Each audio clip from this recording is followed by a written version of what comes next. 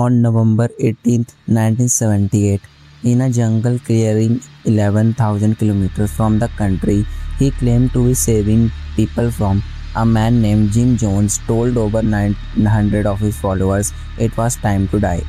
By the next morning, 918 people were dead. More than 300 of them were children. This is not a story about a monster who appeared out of nowhere. It's a story about how an ordinary saving man built a following of doctors, teachers, and idealists and walked nearly all of them into a jungle clearing to die. Jim Jones was born in 1931 in rural Indiana. Those who knew him as a child described someone obsessed with religion, death, and control, reportedly staging funerals for dead animals and preaching to neighborhood kids before he was a teenager. By the 1950s, he did founded a church, the People's Temple, and here's what most people get wrong about Jonestown. It didn't start as a cult in the way we imagine cults. It started as something genuinely radical for its time. Jonas preached racial integration in a segregated America. He adopted black children himself. His congregation ran soup kitchens, drug rehabilitation programs, elder care, legal aid for working class and black families in Indiana and later California. The People's Temple offered something real: community, safety, and a message that they mattered.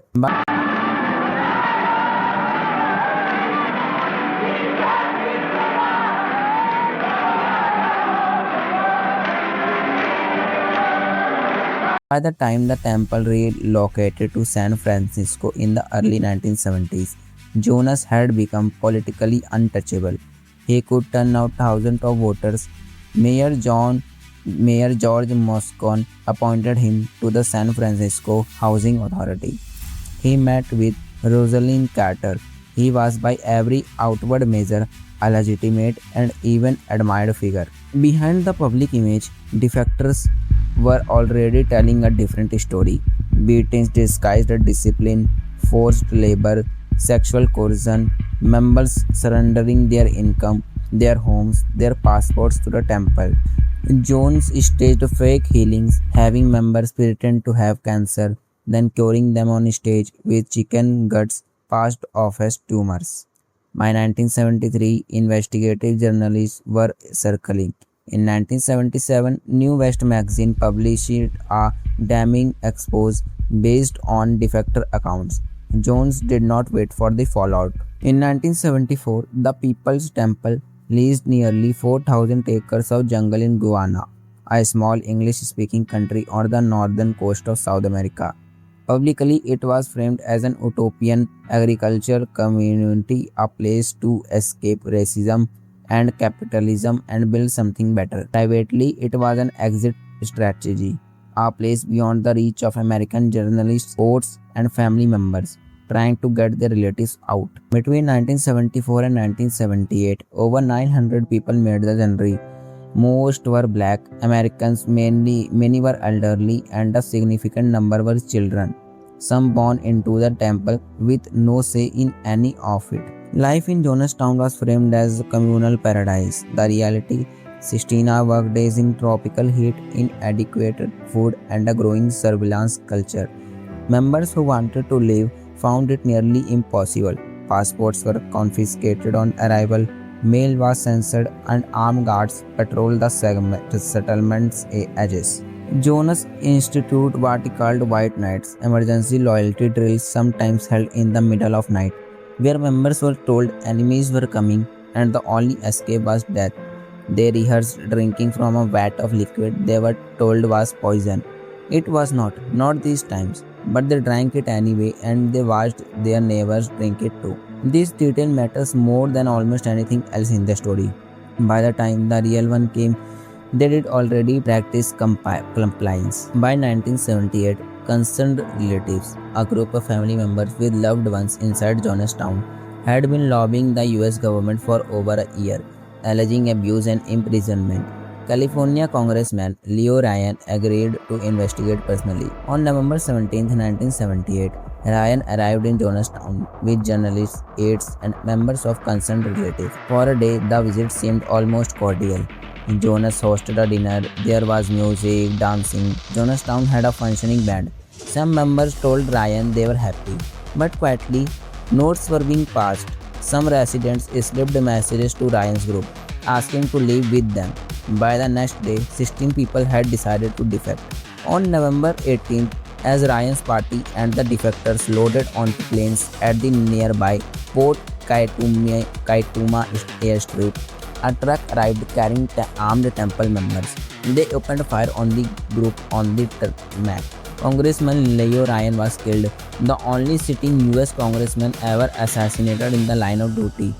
Four others died alongside him. NBC reporter Don Harris, cameraman Bob Brown, photographer Greg Robinson, and temple defector Patricia Parks. Jonas knew what this meant. The outside world was coming, and there would be no more hiding what Jonestown had become. Within hours of the airstrip shooting, Jonas summoned the entire community to the central pavilion. What followed was recorded almost in its entirety on an audio cassette that temple members left running.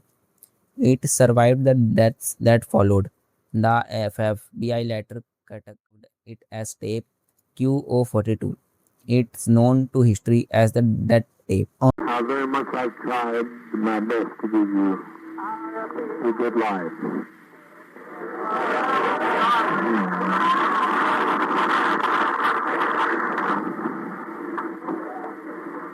But in spite of all of what I've tried, a handful of our people, with their lives, have made our life impossible. On the recording, Jonas tells his followers that Ryan's death means soldiers and mercenaries were coming, that they will torture the children, that there is no way out. It is not true, but by then, the outside world had been kept at such a distance for so long that many had no way to know that. A vat of grape-flavored drink mixed with sedatives, cyanide, and other chemicals was prepared. Nurses used syringes to administer it to infants and children first, squirting it into their mouths. Parents were told to hold their children afterward. On the tape, at least one woman can be heard objecting, arguing there might be another way. Jones and others talk over her. Guards armed with crossbows and guns ringed the pavilion's perimeter. Within roughly 5 hours, 918 people were dead, the largest single loss of American civilian life in a deliberate act until September 11, 2001. Jones himself died from a gunshot wound to the head. It is unclear to this day whether it was self-inflicted or administered by an aide. When American military personnel arrived days later, they found bodies decomposing in tropical heat, arranged in the pavilion in what looked from above like sleeping rows. It took weeks to identify many of the dead. The phrase, drinking the Kool-Aid, entered the language almost immediately. Flippant shorthand that still obscures what actually happened. Most victims didn't drink poison willingly in the way that phrase implies. Children were given no choice at all, and accounts suggest a meaningful number of adults were coerced, threatened, or physically forced as armed guards prevented anyone from leaving the clearing. Jonestown did not happen because 900 people were unusually gullible. It happened through years of isolation, incremental control, manufactured crisis, and a leader who understood exactly how to make surrender feel like loyalty. The families who lost people that day are still in many cases fighting to make sure their relatives are remembered as more than a punchline about Kool-Aid.